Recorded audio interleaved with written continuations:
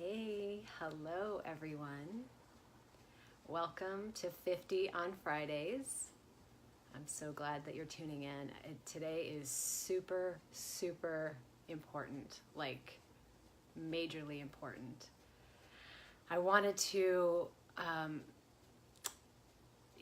have so much to share with you right now that you're going to freaking love. So as you know, let me just set the context, because context is queen. If we don't know what the hell we're operating under, what the context is, then we don't have as much power to move forward as we can. So the context is that we're in a time with 7 heavenly bodies retrograde. And that includes Chiron, the wounded healer. And I was just listening to Michael Lennox this morning, and he was talking about, he's my astrologer, I love him. He was talking about Chiron and Uranus being so close together that the great awakener and the healer of our woundedness, to turn our wounded consciousness into a healing consciousness, is right on the menu. So that is one context that's super exciting. And then the other context that segues into this is that we are in the shadow frequency of selfishness. Now, some of you are familiar with the gene keys and some of you are not. Hello for joining. So good to have you. So the gene keys are like an extension of human design, and as you might know, I work a lot with human design. I love human design. It really helps me in working with my coaching clients because I know how to coach them when I know what their design is. Now, the gene keys takes it further into our evolution. We go from our shadow to our gift to our essence. And we are in the time of moving collectively from the shadow to the gift, okay? So you follow me on that, because that's super important. In our lifetime, we probably won't see a mass collection of people in their true essence. That's what's coming if we do our job right now. And that's what I'm committed to. I'm committed completely and 100% to us doing our job right now. And this is why I'm doing this. This is my service to the collective so that we can create the context to be moving forward. So it's super important right now. And hi, Heather. Thanks for coming.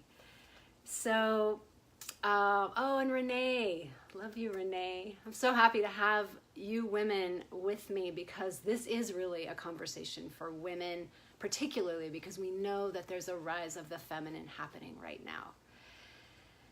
And this shadow of selfishness time really struck me hard. I spent a couple hours reading and meditating on this before doing this Facebook Live, and I was bawling. Not from grief, but literally from the freaking joy that this shadow frequency, when it's transmuted to its gift and then ultimately to its essence, my whole being was like, yes, I know it to be true. So inside of each of us are the evolutionary codes of where we're going as a species. And to me, that makes my daily life much more exciting, and much more exciting to get through the obstacles and the challenges and the crap that I have to go through when I know that I'm doing it on behalf of the collective and where we're going.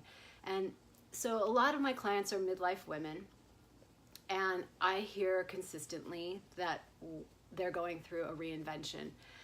Whether it's a small reinvention, like they left the corporate world, or a large reinvention, like they got a divorce and their whole identity is shifting. All of what they care about is shifting. Who they're becoming is shifting. That's like my native terrain. My astrologer, he's Michael Lennox. He used to call me, or he said when I first did my reading with them, he was like, you are a skin shedder. That's because my sun sign is in the 8th house of death and rebirth. And I did not love hearing that. It explained a lot, but I didn't love it. But now I love it, because why keep old identities when the whole point of them is to move on?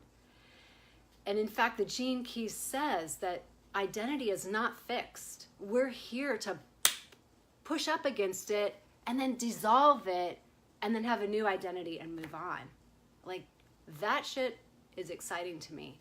And yeah, we have to do it in community, because otherwise I would think I was going nuts if I didn't have my community of incredible sister tribe. And so that's what I'm all about. Of course, I have Chiron in the 11th house, which is the wounded healer, bringing together the tribe. That's my role here. So I said that this 50 on Friday, episode 4, was going to be about boundaries. And indeed, I had no idea how much it really would be about boundaries until I started to get into the gene keys and this selfishness. So let me just give you a little context. So I'm reading Richard Rudd's book, The Gene Keys. It's amazing. You don't need to know more about it right now for the purposes of this conversation, but I'm sure you're going to get like really curious. So we're in the shadow of selfishness, meaning that's what's being exposed in our life, probably in some area of our life, whether it's us or we're like freaking over selfish people in our life. And that's good. Collectively, we are moving out of selfishness. So if you think about it, we, like writers have written about, we have a selfish gene. That has got us, humanity, to where we are now. It's like survival of the fittest. When I was practicing law, they used to call it eat what you kill. That's just bullshit old paradigm, right? And that's okay. Like, I don't want to be too harsh on it, because everything is included and transcended, as Ken Wilber says, in our worldviews. So all the old worldviews, we have to walk through them. We can't just spiritually bypass to the high worldview and be like done with it. No, unfortunately, we have to walk our paces. And that gives us compassion for other people that are still stuck there. So 70% of the world is stuck in an amber, what Ken Wilber calls amber, he color codes them, worldview, which is really me and my tribe. So you see like fundamentalist Muslims, fundamentalist Christians, like me and my tribe, fundamentalist Jews, like it's just like, it's about me and my people. That will eventually be transcended to include more people, and then that's even transcended with the integral worldview. So it all gets included and transcended. But nevertheless, we are transcending that selfish gene. And he says that we have to do that in order to survive as humans. I think that's awesome to say that. It's not a luxury to not be selfish. It's an evolutionary necessity. So what is important for us then, as individuals in a collective, is to then understand deeply what is selfish. And I got totally nailed on this when I was reading it. I loved it because it nailed me. The repressive nature of selfishness is self-sacrificing. Yo, like who has that? The martyr. I love the martyr. The martyr, the hero archetype. I mean, that's like so my jam, my old jam, let's say, because I am now committed to evolving that conversation. I called myself a do-gooder. I'm evolving that conversation, because all of that came from like really covering over the tremendous amount of pain that I have been in, because I also have the gene key of feeling all the karma and pain in the world. Yay! In order to transmute it, okay? So I can't forget that piece, and that's where I'm at now, and I think that's what 50 has done for me. Getting out of the mating game, which I talked about last episode, coming into my true authentic self, seeing my shadow. I mean, just at the time that Donald Trump gets elected president, like I am in a relationship where my shadow is front and center. And I find myself doing things that I haven't experienced since I was a kid, like yelling and blaming. So we are in the time of really seeing our shadow for what it is, acknowledging it, and then transmuting it into the gift. And the gift here is altruism. That's where we're going. And I want to distinguish for you and for me what the difference is between self-sacrificing and altruism, because it's huge. The effects are huge. It may be subtle in the distinction. But let me finish with our self-sacrificing nature, because a lot of women that I talk to are coming out of this self-sacrifice. And it's ancestral. Like my grandmother was like this. My mother, my on the Enneagram, if you know the Enneagram, my grandmother was probably a 2. My mom was a 2. I am a 3 with a 2 wing. So I have this self-sacrificing nature, getting our needs met through meeting other people's needs. Old paradigm. So I'm going to put my glasses on so I can read his words. So it says the repressed nature of this shadow manifests as self-sacrifice in the sense of giving away your personal power. Nails it right there. Rather than giving from the heart. You give to others without any natural sense of boundary. There's our boundary. Which either leads to your being taken advantage of or a feeling of resentment on the part of the receiver.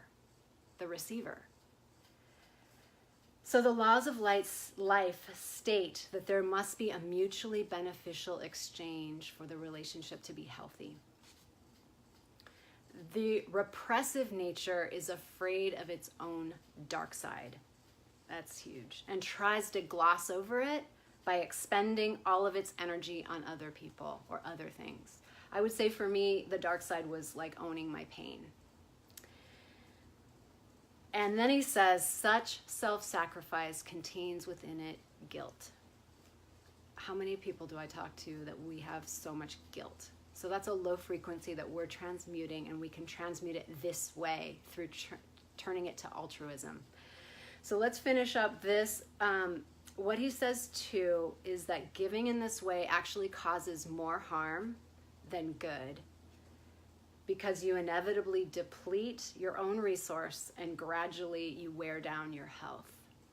So like, does that just gets you, right? Like it's not good for you or anyone else. So the boundary that we're being asked is not the boundary to keep people away. It's the boundary of our personal power. Where are we overgiving to perpetuate disempowerment? Like feeling sorry for someone because they're in victim consciousness and then giving to them is not helping them. We're believing their story that they're actually not empowered, which is total bullshit. So I've had to learn that in a big way. And I think the other thing about self-sacrificing is learning that it comes from a sense of scarcity. That I don't feel that God has it for everyone. That I've got to be God because they're not going to be taken care of. Or also my own needs. That my own needs can't just get met and aren't valid and legitimate on their own merits, which is a fundamental lie. So when we rewind or unwind from all of that, which is great to do in a retrograde, then that gives us the option and the opportunity to move into the gift. That's the higher nature of this shadow, which is altruism. Before I get there, though, let me say that the reactive side of selfishness is this self-centeredness that we see in the political landscape. It's basically quid pro quo. I'll give you this if you did do this in return. And that's actually honest, but a lot of people don't say what they want in return, and then this says that they blow up, and what becomes so surprising is that they got so pissed off that they didn't get what they wanted because it seemed so generous. And they say that this is really giving from the head and not from the heart. So super instructive. So whether you fall into one category or another, or you have shades of all of it, we all have all of it. But what we also all have are the codes to move beyond it. And the second step of moving beyond it is altruism. And they call this the pod mind, which I love because it's hearkening to the dolphins and how if one dolphin is in trouble, all of them go to help that one dolphin. And it's also the pod mind is something you don't even have to speak. It's in the collective neuronet, so to speak. So he even points to, like, in the dolphin world, an older dolphin may sacrifice itself for the younger dolphin just to perpetuate that species and the lineage. That's beautiful. And we can feel the difference. I know I can feel the difference when that kind of sacrifice is done through the present moment spontaneity of what the moment is calling for, that level of altruism. So the two things that distinguish altruism from self-sacrifice, and we need to hear this because so many of us want to be in service and in deep service. I talk to women all the time. All my clients are like that, and nobody gets attracted to me to work with me if they don't want to be in deep service. So the two things that keep us there are, one, giving from the heart rather than the mind or as a manipulatory way to get what you need. That takes time to unwind. I'm still unwinding it. It's layers and layers, and like I said, I have ancestral layers. But I can feel the difference. And I'm also rewinding, unwinding all the scarcity, like freaking eons of scarcity, like coming from the selfish gene scarcity. I'm talking eons of scarcity of being alone and feeling alone and separate in the world and feeling like it's you or nothing. So that to me is a spiritual crisis. So if you feel that way or you notice that that's in the background, then my suggestion is to deepen your relationship with Source, Divine, your higher self, whatever you want to say it. You know, in Kundalini, I spend so much time. That's really all we do in Kundalini is connect to that part of us, that ineffable quality that transcends time and space, that isness.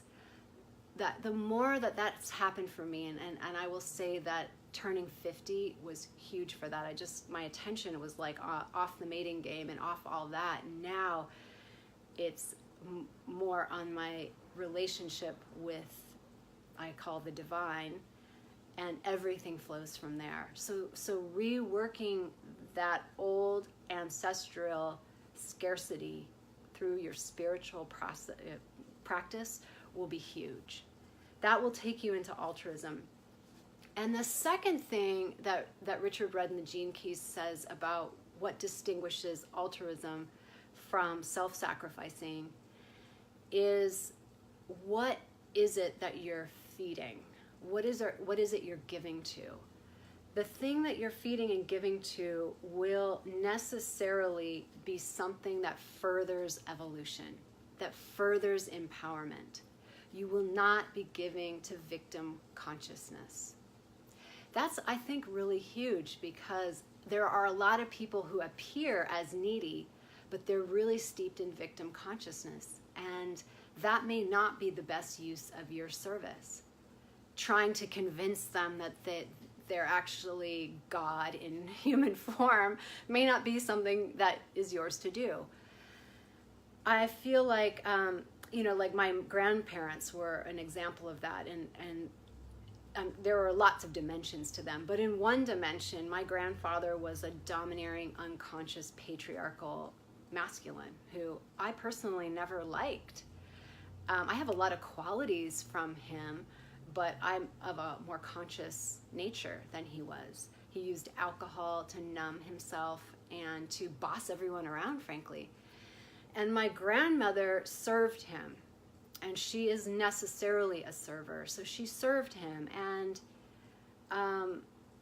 that would not be a high expression. That would not be altruism. That would be more of the shadow expression of self-sacrifice. And I don't blame them. Again, like, we're all on this trajectory of consciousness, and I come from that lineage, and I'm here to include and transcend that lineage. So I say that with love and just as a teaching tool, that the 1950s, that's what the hell they were doing. And we're not doing that, because we're kind of getting the memo that this thing is going to be over if we keep doing stuff like that. And our codes are not for that. Our codes are for this new way. So that's what's possible. And and I love this line here. Altruism gives to what is fertile. And altruism also gives to what is worth giving to, and it's a form of intelligence. That just gives me goosebumps. Altruism is a form of intelligence. So how do we overcome self-sacrificing? Is that we use the intelligence of the heart. What will forward look our evolution? Hi Allison and hi Dory. So I want to give you, before I end, there's like this little thing, and this is what made me bawl in my meditation this morning. It's fucking incredible. Where this energy is going, and probably not in our lifetime, but we have the codes for it, and it's certainly in those that are being born now are what we call compassionate intelligence, or servers, and they've got the connective tissue to create that massive neuronet. You know, before them, we had like the Steve Jobs and the Warren Buffetts and the Dalai Lama. They were all inventor intelligence, artisans, and they came in to bring radical ideas into the center and normalize them and harmonize them. I mean, I'm talking to all of you, and I don't even know where you are through the phone because of those brains that came in with those gifts. But those people did not have connective tissue. They're not connective tissue people. They're disruptors. So they're used to being lone wolves and basically disregarding popular opinion. But what's happening now is over 50% of the babies being born now, or the young children, are server intelligences, or what we call compassionate intelligence. They know this in their DNA.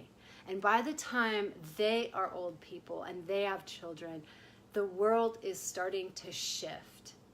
And that will make way for the next generation of sages or pattern recognition intelligence to come in and create enlightened institutions. It's totally rad, the trajectory of consciousness. And to know our place in that trajectory of consciousness is even more like, yes, I get it. Now I know why I'm doing what I'm doing. There's no mistake that you were born when you were born, and that you're here right now, and that even that you're listening to this. Because the essential quality of the shadow frequency of selfishness, as it moves into altruism, will move, and this makes me cry, it will move into selflessness.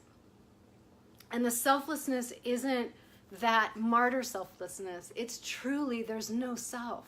Truly, they are merged with God consciousness, divine consciousness. So the movement happens as a collective. Now we stop becoming separate selves and we become united. That is incredible. And what he says, what Richard says, is that we right now are in a evolutionary pattern where we need to eat other beings as part of the way we are. And he's like, it's limited. We will outgrow that. And that piece I know in my being. And right now, the people who live on light and prana are aberrations. You know, they're the weirdos of our time.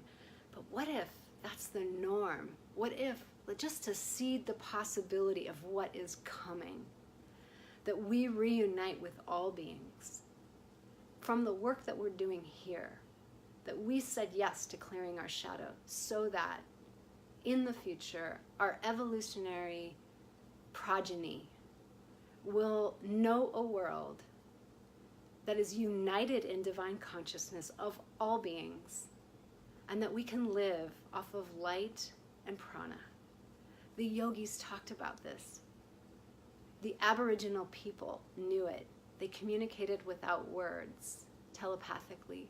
So it's seated in our codes, and we know it. And for me, it produces so much joy and so much love to be in this play of form and to carry the codes for going forward. So I'm a practical woman.